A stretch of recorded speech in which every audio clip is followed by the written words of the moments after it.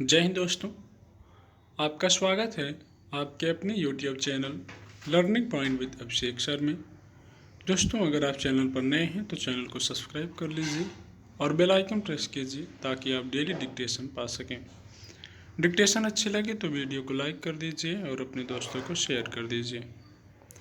Dictation शुरू होगी 5 second बाद।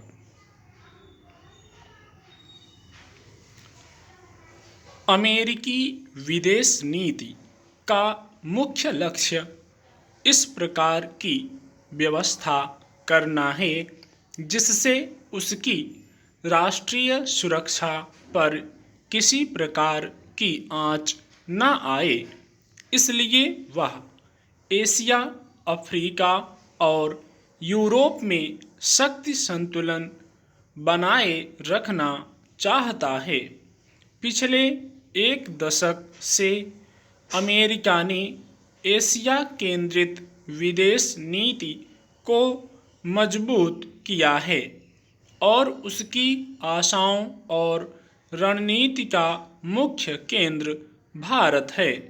ओबामा ट्रंप के बाद बाइडन भी यह बेहतर समझ चुके हैं कि अमेरिका के वैश्विक प्रभाव को बनाए रखने के लिए किसी भी कीमत पर चीन, रूस और ईरान जैसे देशों के प्रभाव को सीमित करना होगा। इसीलिए वे नियंत्रण और संतुलन पर आधारित नई साझेदारियों को आगे बढ़ा रहे हैं जिससे अमेरिका के सामरिक और राजनीतिक हित सुरक्षित हो सकें। अब भारत और अमेरिका के बीच न केवल सामरिक सहयोग मजबूत हो रहा है बल्कि दोनों देश रक्षा औद्योगिकी सहयोग की रूपरेखा पर भी निरंतर आगे बढ़ रहे हैं।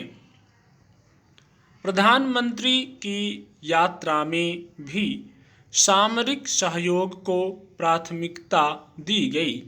अब अमेरिका भारत की सेना के आधुनिकीकरण का समर्थन कर रहा है। भारत चीन और पाकिस्तान से लगी सीमा पर निगरानी बढ़ाने के लिए अमेरिका से $3 अरब का हथियारबंद ड्रोन खरीद रहा है। इसके अलावा अमेरिकी कंपनी जनरल इलेक्ट्रिक भारत की सरकारी कंपनी हिंदुस्तान एयरोनॉटिक्स के साथ मिलकर लड़ाकू जेट का इंजन बनाएगी। ऐसी और भी कई रक्षा साझेदारियां बढ़ने की संभावना है। भारत और अमेरिका में समझौता हुआ है कि दोनों देश जटिल तकनीकों को सुरक्षित रखेंगे और आपस में बांटेंगे। दोनों देशों के राष्ट्राध्यक्षों ने भारत में निर्मित स्वदेशी विमान तेजस के लिए दूसरी पीढ़ी के GE-414 जेट इंजन के निर्माण, हल्की होवित्जर तोपों को अद्यतन करने और स्ट्राइकर बख्तरबंद वाहनों का साझा उत्पादन करने पर सहमति जताई है, जिनमें से ज़्यादातर का उत्पादन भारत में किए जाने की संभावना है। तकनीक हस्तांतरण को लेकर अमेरिकी नीति बहुत कड़ी रही है, लेकिन भारत को लेकर अब उसका लचीला रुख अमेरिकी सामरिक हितों को प्रतिबिंबित करता है।